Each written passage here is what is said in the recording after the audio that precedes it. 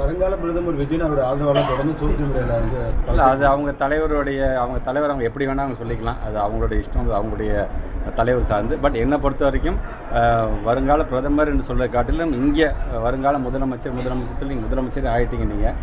நீங்கள் சொன்ன இந்த 6 சிலிண்டர் இப்போ 3 சிலிண்டர் ஆக்கிட்டீங்க.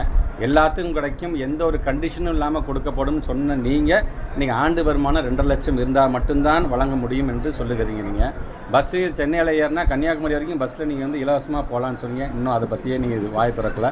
இப்போ தான் ஸ்டார்டிங்காக கொஞ்சம் கொஞ்சமாக இது பண்ணுறீங்க. நீங்கள் படித்த இளைஞர் உங்கள் வீட்டில் இருக்கிறாங்களா, கவலைப்படாதீங்க, அன்எம்ப்ளாய்டாக இருக்காங்க, 4000 ரூபா தரேன்னு சொன்னீங்க.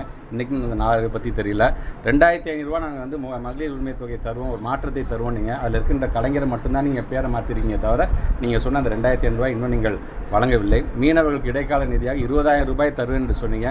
இன்னைய வரைக்கும் அந்த 20,000 நீங்கள் வந்து அதை பற்றியே நீங்கள் இன்னும் நீங்கள் பேசாமல் இருக்கிறீங்க.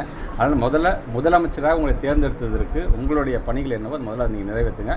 அதுக்கப்புறம் நீங்கள் வந்து இந்தியா பிரைம் மினிஸ்டர் ஆனாலும் சரி, அமெரிக்கா ஜனாதிபதி ஆனாலும் சரி.